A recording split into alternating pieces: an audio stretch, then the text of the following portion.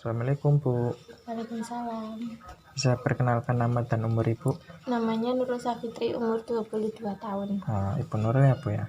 Iya. Kedatangan saya kemarin untuk melakukan penyuluhan tentang nutrisi posesar.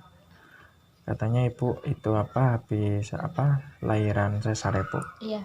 Nah, di sini saya akan menjelaskan tentang nutrisi, apa aja makanan yang dianjurkan dan tujuan, serta makanan yang dihindari. Sebelumnya Ibu tahu pengertian itu nutrisi itu apa? Nggak tahu. Oh iya, betul. Terus untuk makan makanan Nggak tahu. serta yang dihindari nggak tahu? Nggak tahu. Oh iya, ini Ibu bisa baca. Jadi itu Bu, yang namanya nutrisi itu makanan yang mengandung cukup nilai gizi dan tenaga untuk perkembangan dan pemeliharaan kesehatan secara optimal. Diet postoperasi adalah makanan yang diberikan kepada pasien setelah menjalani pembedahan seperti Ibu yang telah mengalami operasi sesar ya Bu ya. Dan pengaturan makanan sesudah pembedahan dan operasi. Nah, Ibu tahu nggak tujuannya nutrisi itu apa? Nggak tahu. Nah, tujuan nutrisi di sini itu sebagai sumber energi yang pertama. Kemudian yang kedua, mempercepat penyembuhan luka operasi. Yang ketiga, mengupayakan agar status gizi pasien kembali normal. Yang keempat, meningkatkan dan memelihara daya tahan tubuh supaya tubuh Ibu terus sehat.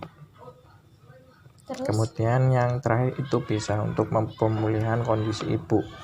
Jadi agar luka operasi Ibu jadi cepat mengering gitu Bu. Nah, nutrisi apa aja sih yang baik untuk Ibu setelah mengalami operasi sesar? Ibu tahu? Enggak. Nah, di situ kan ada.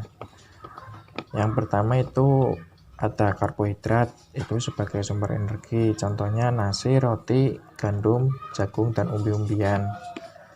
Ibu itu bisa konsumsi salah satu makanan itu sebagai sumber energi Ibu agar tidak lemas ya Bu ya. Apalagi sekarang kan puasa ya Bu ya. Jadi kalau buat ngomong itu harus semangat gitu. Kemudian yang kedua ada protein.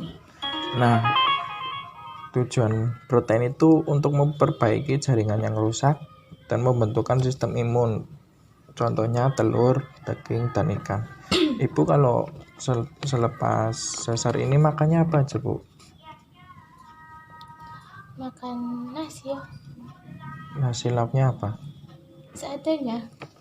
Kayak Sayur. sayur. Kalau daging ikan? Enggak. Nggak pernah. Enggak. Nah, ini harusnya Ibu mengonsumsi ya minimal telur lah pola agar memperbaiki jaringan yang rusak. Kemudian yang ketiga ada lemak. Contohnya susu, keju, minyak ikan, dan minyak kelapa. Ibu sering mengonsumsi susu nggak Bu? Sering. Susu apa? Susu UHT gitu ya Bu ya. Yang kemasan itu. Iya. Kemudian yang keempat ada vitamin. Tujuannya untuk menjaga kebugaran tubuh. Contohnya buah-buahan dan sayur-sayuran. Untuk sayur utamakan menggunakan sayur rebusan. Ibu sering mengonsumsi buah setelah mengalami operasi sesar? Enggak. Dari saudara itu nggak ada yang bawain? Oh iya, nanti bilang sama saudaranya ya Bu ya. Kemudian yang kelima mineral. Itu sebagai sumber kalsium, fosfor, dan zat besi. Jadi Ibu sering-sering minum itu 1 liter per hari. Ya bisa 7-8 gelas ya Bu ya. Kemudian akibat nutrisi yang tidak tercukupi di sebaliknya Bu, yaitu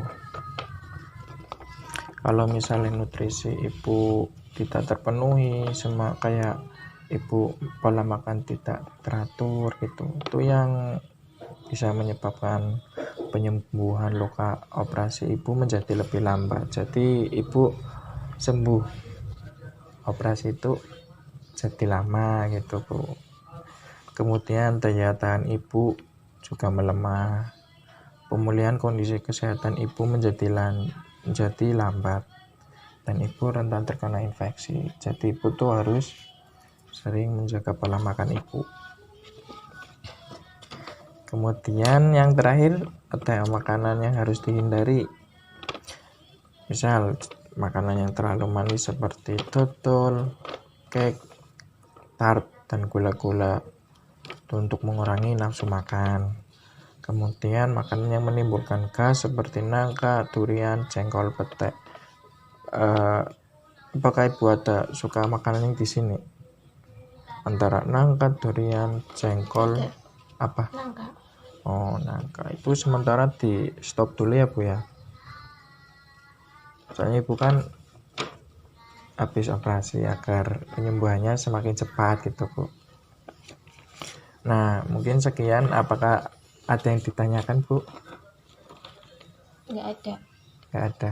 Nggak ada. Berarti sudah cukup jelas ya, Bu ya? Sudah. Ya udah, saya pamit dulu. Terima kasih atas perhatiannya. Assalamualaikum warahmatullahi wabarakatuh.